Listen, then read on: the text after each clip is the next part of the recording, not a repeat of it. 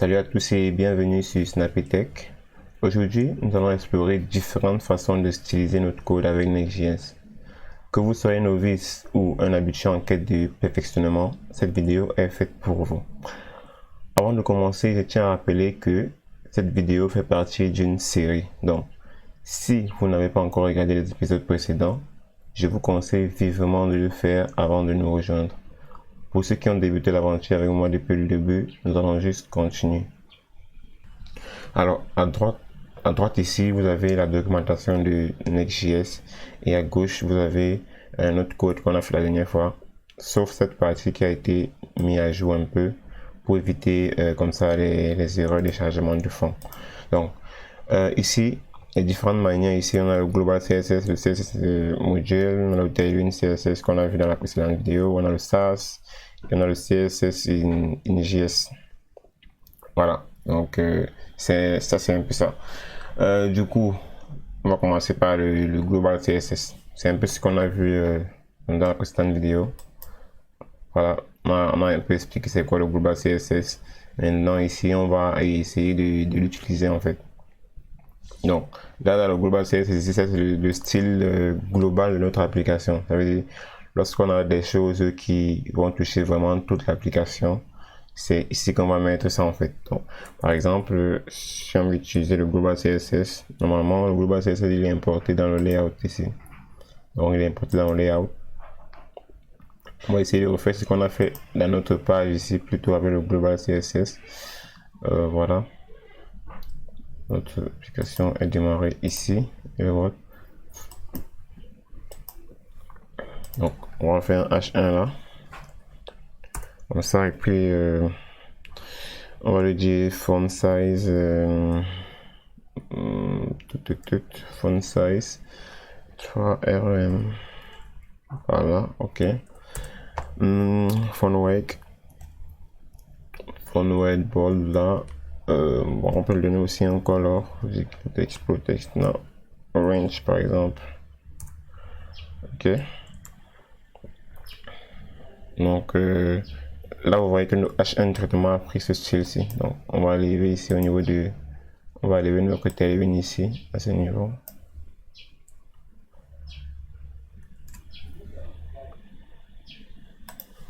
Voilà. Vous voyez que notre H1 lui il a pris la main et voilà. Il a pu styliser ici notre H1. Donc c'est comme ça un peu qu'on peut utiliser le Global CSS pour styliser notre page en fait.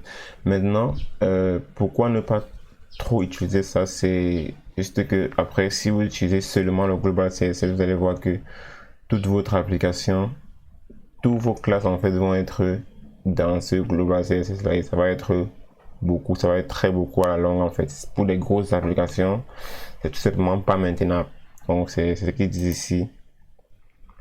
Difficulty to managing style as the application grow. Donc ça veut dire quand l'application devient importante, c'est compliqué de manager de gérer le style avec ça. Donc le prochain qu'on va voir ici, c'est le CSS module. Lui, il permet de créer un CSS pour chaque page. Donc on va créer un CSS local pour chaque page, pour chaque élément ou chaque composant. Donc c'est un peu ça. Donc si nous voulons avoir cette logique là ici, qu'est-ce qu'on peut faire? C'est on peut créer ici un fichier page. C'est vraiment cette nomenclature qui est la bonne, hein? Page.module.css. Donc ça c'est vraiment les bonnes pratiques de naming ici, de naming on va dire. Voilà. Et ici à l'intérieur, qu'est-ce que je vais faire? Je vais récupérer ce qui est ici au niveau de mon global. Je le mets ici. Et vu que je veux l'utiliser au niveau de mes classes, je vais le mettre ici comme une classe .title. Voilà. Et maintenant là, au niveau comment on l'importe là, on va l'importer au niveau de notre page. Donc déjà si j'actualise là, vous allez voir que normalement ici je vais arriver ça dans le style global là. Je laisse ça ici, ou du moins je commente. Voilà, vous voyez là qu'on a plus vraiment de style notre élément ici. Voilà. Donc là, je vais revenir au niveau de page et je vais importer ça. Donc voici donc comment on peut importer les modules ici au niveau de Tailwind. De Next.js, on va dire, excusez-moi. Ok, import. Donc je vais faire un import ici. Style from ici. Ok. Et là, en lieu et place d'utiliser le chaîne de caractères, là, je vais plutôt utiliser un objet. Donc, dans l'objet, là, je vais dire quoi? Prends style.title. Title. Mon title étant le title que j'ai mis là-bas. Et hop, vous voyez ici que voilà, il a remis notre style normalement. Donc, c'est une manière vraiment d'avoir un style propre à une page. Donc, imaginez on avait une page about aussi ici. On avait fait pareil, hein. On allait créer une page about et puis à l'intérieur de cette page là, on allait aussi mettre une page pour module.css qu'on allait importer dans ce fichier là. Ça permet d'avoir du style personnalisé pour chaque page en lieu de place de mettre tout dans notre global.css ici. Donc c'est vraiment important ça. Voilà. Le prochain ici c'est Tailwind CSS. Donc c'est Tailwind CSS qu'on a vu dans la précédente vidéo là. Voilà, qui est vraiment une librairie qui est assez large, hein, qui offre beaucoup de composants et qui est pour moi la meilleure en termes de styling.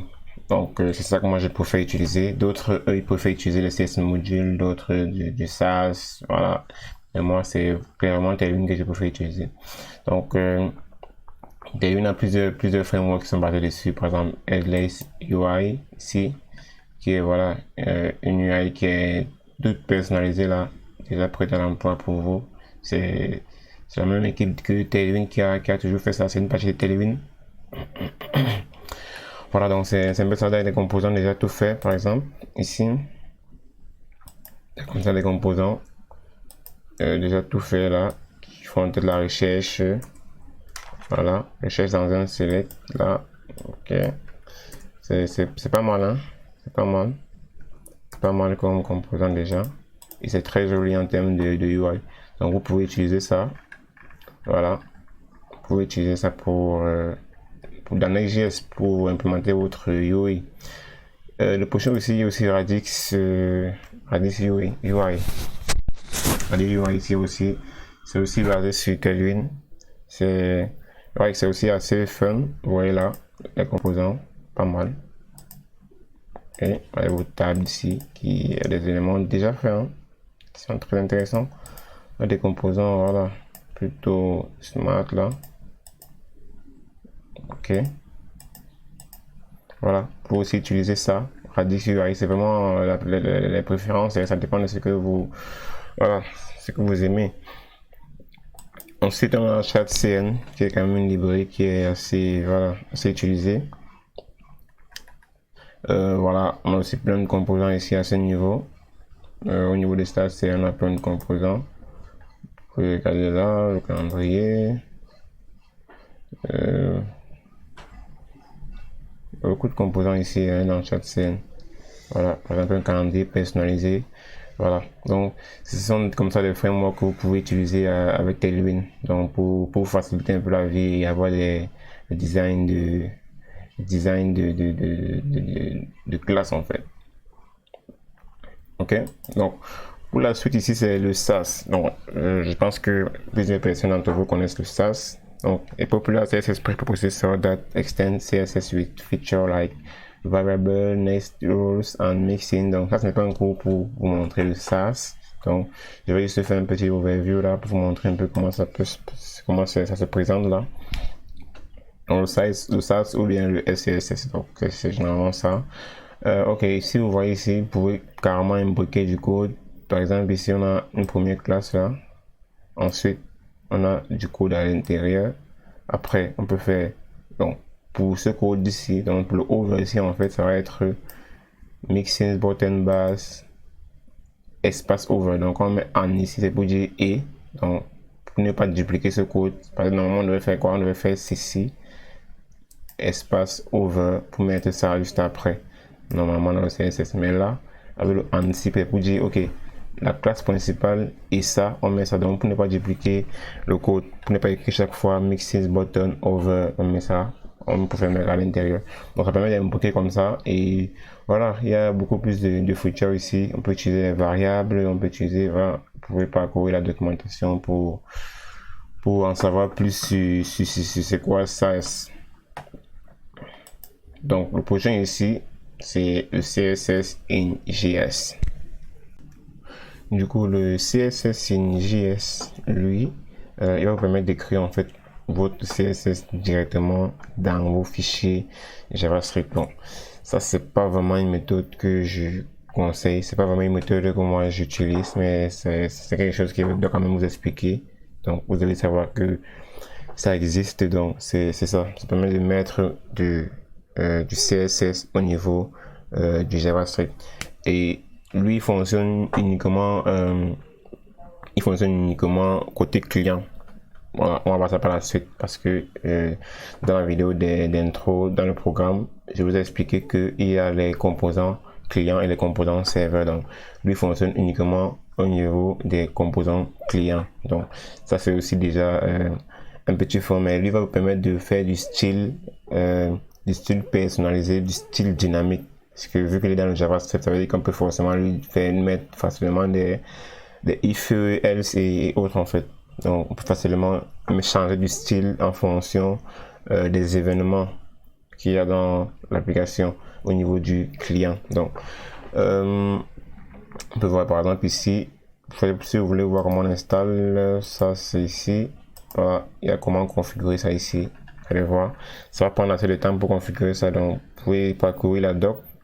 Voilà, et puis vous mettez ça en place et vous testez. Donc si vous avez des soucis après, vous posez la question dans les commentaires et je vais vous répondre, il n'y a pas de souci. Donc c'est un peu ça. Donc voici donc comment vous pouvez donc styliser vos pages ici avec Next.js. Donc on a vu qu'il y a plusieurs manières. Maintenant le fichier global, utiliser les CSS modules, utiliser les Tailwind CSS ou bien ces frameworks associés, utiliser le Sass ou utiliser le CSS in JS. Donc merci d'avoir regardé la vidéo jusqu'à la fin. Si vous l'avez aimé, n'hésitez pas à mettre un pouce bleu. Dans la prochaine vidéo, nous allons voir les pages et les layouts. Donc, nous allons ainsi voir comment s'opère le routage dynamique dans Next.js. Donc, je vous prie de vous abonner pour ne pas manquer nos prochaines vidéos. Merci.